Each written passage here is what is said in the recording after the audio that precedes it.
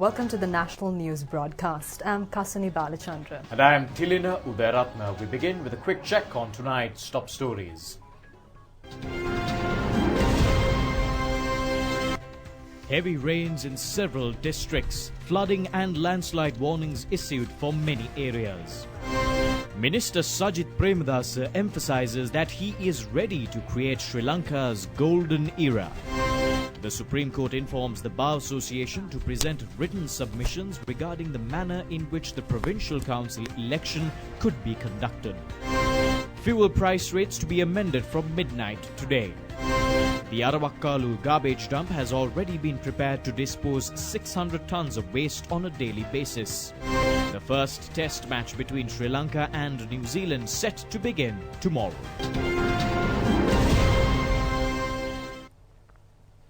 Moving on to those and other stories in detail. The Department of Irrigation has issued warnings to the public residing in the downstream areas of Kalu, Kalani and Ging rivers. National Building Research Organisation has requested the people residing in the high-risk areas to be extremely cautious. Meanwhile, the Met Department has said that windy and showery conditions in the southwestern parts of the country is expected to enhance to a certain extent. The water level of the Kalu River in Ratnapur area has reached the spill level due to the inclement rainfall. According to reports, many low-level areas and houses have been inundated in Ratnapura Urban Council area thus far. 20 houses in Jaisundarovita, Navalapiti area have been drowned due to the overflowing of Mahavali River. Meantime, Irrigation Department said that branch rivers of Kalu River have also reached the spill levels. People residing along the Ging River in Tavalama area and people residing in the downstream area of its branch rivers have also cautioned on the overflowing conditions. Meanwhile, National Building Research Organisation has issued landslide warnings to several areas. The Met Department has pointed out that a sudden increase of wind speed up to 70 to 80 km per hour over the island will occur, particularly in western, southern, Sabaragamu, north central, northwestern, northern and central provinces, and in Trincomalee district after 2 p.m. Showers or thundershowers will occur at times in western, Sabaragamu, central, southern and northwestern provinces. Heavy falls above 150 mm are expected in some places in central and Sabaragamu provinces and Galle and Kalutara districts. Fairly heavy rainfall, about 75 mm expected at some places in northwestern provinces and in Colombo, Gampaha, Mathura and Hambantota districts. General public has been kindly requested to take adequate precautions to minimize the damages caused by lightning activity. Heavy rainfall continues to occur in the central highlands. According to reports, spill gates of the Lakshapan and Canyon reservoirs have been opened. Spill gates of the Norton Bridge Vimala Surendra Reservoir are still being opened. According to Disaster Management Centre, the water level of the Kalani River has risen to a certain extent. Devon Canal has been overflowing due to the heavy rainfall in the western hilly areas of the central highlands. According to Kotagala Pradesh Sabha, 20 houses have been inundated due to the flooding in the area.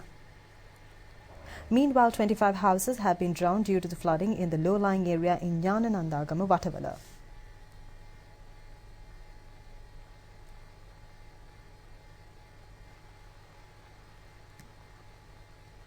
The vehicular movement along the Hatton-Norton Bridge main route was completely disrupted in the evening due to a falling of an earth mound on the road.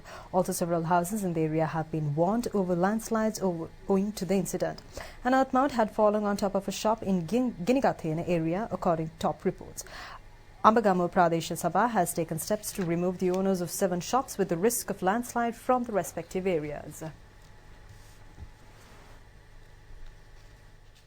Prime Minister Ranil Wickremesinghe says that Sri Lanka will be able to successfully benefit within the Indian maritime zone through trade and economic agreements and not security agreements. He made these remarks while attending the Diploma Certificate awarding ceremony of the Bandaranaike International Diplomatic Training Institute. The Bandaranaike International Diplomatic Training Institute functions under the Ministry of Foreign Affairs and was initiated in 1995 under the patronage of then Prime Minister late Sirimao Bandaranaike. Today's ceremony was the 23rd Diploma Certificate awarding ceremony of the Institute. More than 160 students were awarded with diploma certificates. The keynote address of the ceremony was delivered by Prime Minister Ranil Wickremesinghe.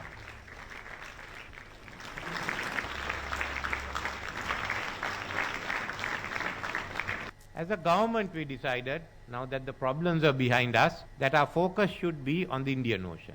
We should leverage our position in the Indian Ocean to ensure that Sri Lanka got the maximum benefits. When looking around at Asia, what we had seen earlier was a rapid shift of economic and military power to Asia. But a lot of its focus more on the Pacific. Now the focus was coming into the Indian Ocean, and we thought this was the best time to get in to the act and ensure that we are able to carve out a place for ourselves and a new foreign policy. We thought here is the time for us to start off. Don't wait for regional agreements. SAARC anyway had become dormant. Go out by yourself and start negotiating. Because you had India, we had to make the Indian agreement, broaden the Indian agreement. We had the FTA with Singapore.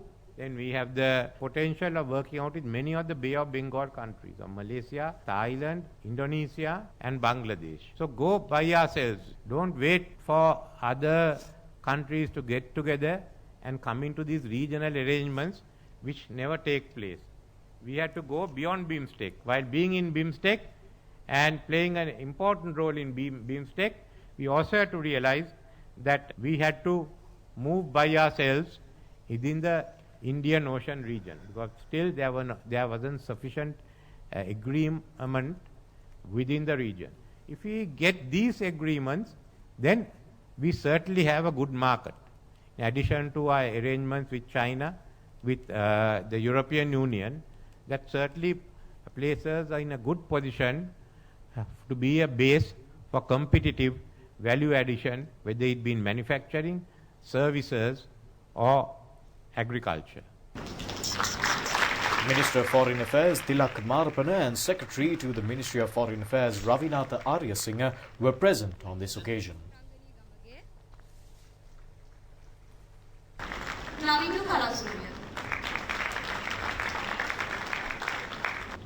It is now the time. The Vernon Mendes Memorial Prize for the academic year.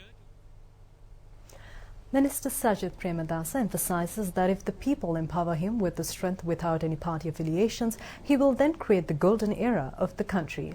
He said that he will continue to stand still with determination amid many criticisms levelled against him by certain entities. Minister Sajjan made these remarks while taking part in the ceremony to vest the Gajamitrugama model village built in Mahakatnuruwa, Ehetueva, Kurunagala with the public.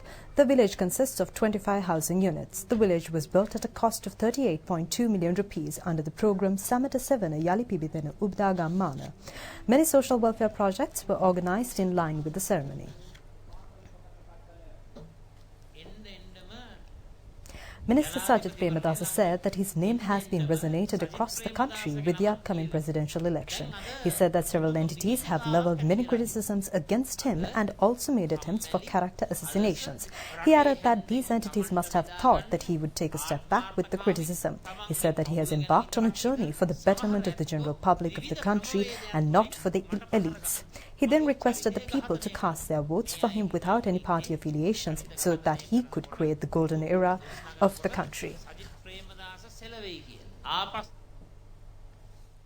Parliamentarian Field Marshal Sarath Fonseka says that the public should make a correct decision when electing the new president. He made these remarks during a media briefing held today. Parliamentarian Field Marshal Sarath Fonseka requested the public to make the correct decision when electing the new president. He added that the general public has the responsibility to elect the correct candidate for the presidency despite the candidate's party. The public should also be aware of the national need when electing the president. He has a set of political policies and principles, and he will not support the former president's family as his opinion on them has not changed. The parliamentarian said that he will be committed to the election campaigns as he did so in the past two presidential elections if the party and the party leader nominates a suitable candidate for the upcoming election. He added that he will not be able to commit fully if the party nominates an unsuitable candidate for the presidential election. Secretary-General of Sri Lanka Freedom Party, Parliamentarian Dasari Jayasekara, said that a correct decision will be taken to strengthen the party and the party members in the upcoming presidential election. He made these remarks during a media briefing held in Colombo today. Parliamentarian Das Rajasekara said that the party members have committed to work in accordance to the decisions of the party and not over personal agendas. He said that it would be an honour for the party and the party members of the Sri Lanka Freedom Party unites. He said that the party is expecting to proceed with a programme including the right to vote out for the grassroots level members. Parliamentarian Mahinda Amaravira said that special attention will be directed on several aspects in line with the unity of the parties. He said that discussions will be held with the others regarding the policy framework composed by them to reach a unanimous agreement on this regard. He said that the party will take necessary decisions after carrying out discussions of the position and the identity of the Sri Lanka Freedom Party. The Supreme Court has informed the Bar Association to present written submissions on the inquiry made by the President from the Supreme Court regarding the manner in which the Provincial Council election could be conducted. Issuing a letter, the Registrar of the Supreme Court has requested the President of the Bar Association to present the written submissions before 12 noon on the 21st of August.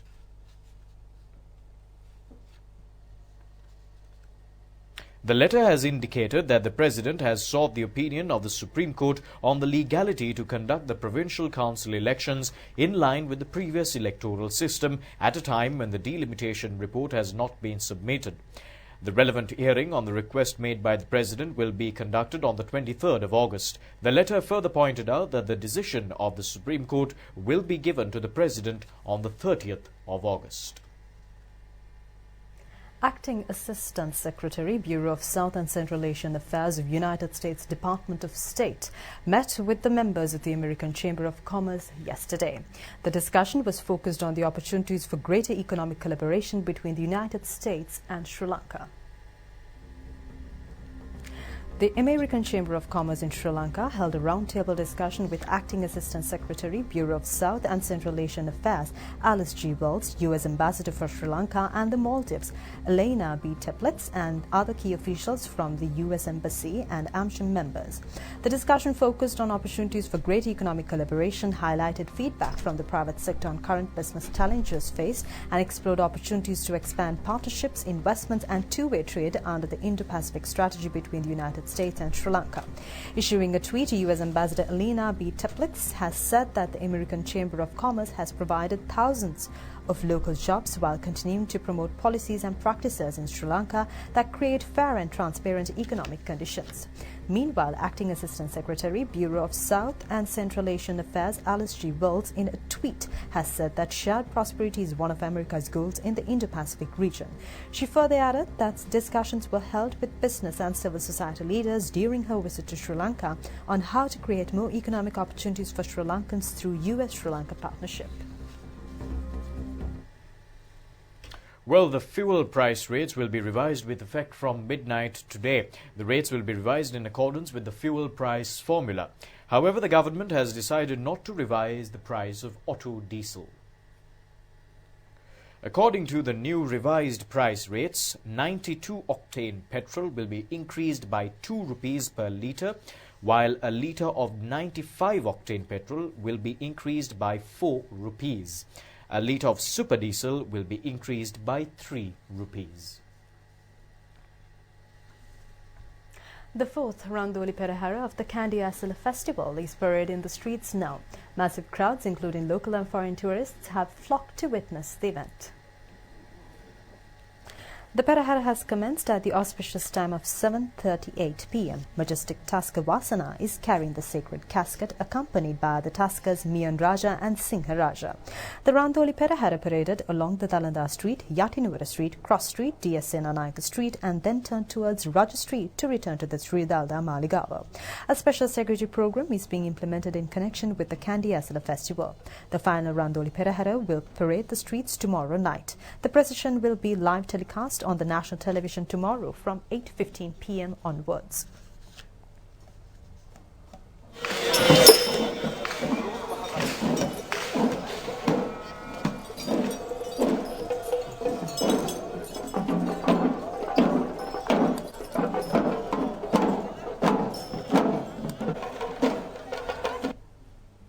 Meanwhile, Meanwhile, a clinic was conducted by the veterinary unit of the University of Peradeniya for the tuskers participating in the Perahara today. The clinic was held under the guidance of the head of the veterinary unit of the University of Peradeniya, Professor Ashoka Dangolla. The Ministry of Megapolis and Western Development says that the Arwakkalu waste disposal container has been completed to dispose 600 metric tons of waste daily in an environmental friendly and hygienic manner. The 23 billion rupees worth project will be fully completed by the 31st of March next year. The waste management project related to the capital cities and suburbs was initiated as a scientific and sustainable solution for the waste disposal issue pertaining to various local government institutions in the country. The waste will be transported to the Arwakkalu waste disposal container in Putlam district via the Kalaniya transport hub. Highly pressurized waste stocks will be transported to the waste container via trains. Waste disposal will be carried out following all environmental protection methodologies and without incurring any damages to the underground water systems.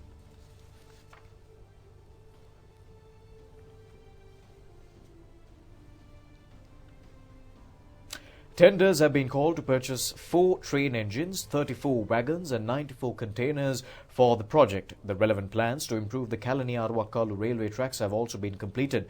Under the first stage of the project, the waste collected in Colombo city will be transported to the Arwakkalu waste container on a daily basis.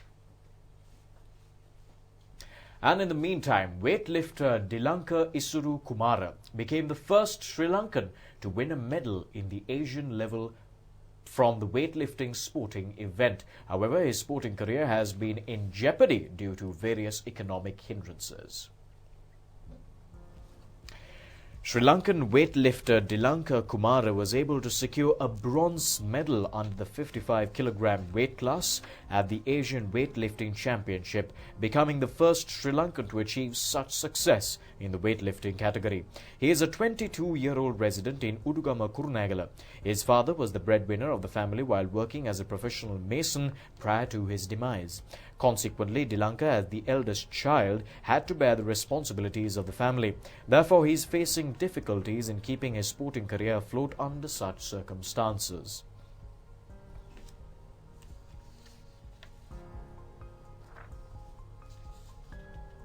However, Dilanka's aim is to achieve more international victories on behalf of the country through his skills amid many difficulties.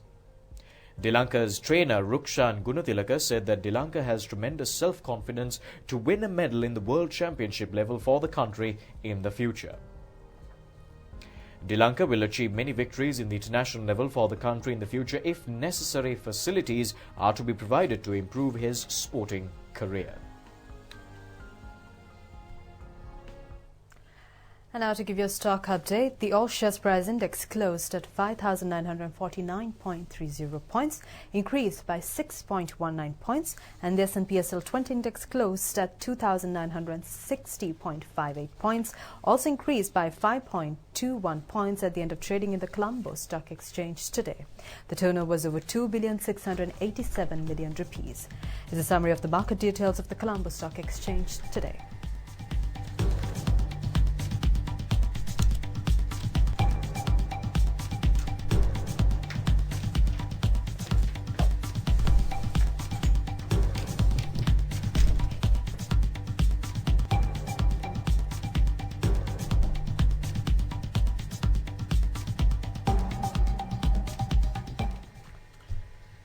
Well, in tragic news, the final rites of veteran film director and cinematographer Daya Vimalavira will be held tomorrow at the public cemetery in Nadimala, Dehivala. Late veteran filmmaker Daya Vimalavira has made contributions to many films as a director, and he is the son of late film director and pioneer of the Sinhala cinema Sirisena Vimalavira. He entered the field as an assistant cinematographer, and Viduru Geval in 1972 became his first cinematic creation. He has rendered his services for many films, motion pictures including Ranahansi and Sujata. He was the cinematographer of Patachara, directed by veteran filmmaker Vimalanath Disanayaka. His remains are kept at his residence at 154 upon A Anderson Road, Nadimala, Dehivala.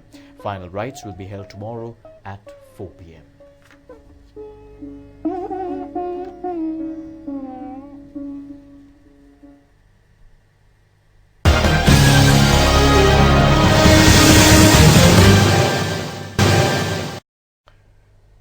And in sports news for tonight, it's cricket, as the first test match between touring New Zealand and Sri Lanka will begin tomorrow at the Galle International Cricket Stadium. This will be the first time that both the teams are set to take part in the inaugural Test Championship. The Sri Lankan team will be led by Captain Dimuth Karunaratne, and Black Caps captain Kane Williamson will lead the New Zealanders for the test tomorrow.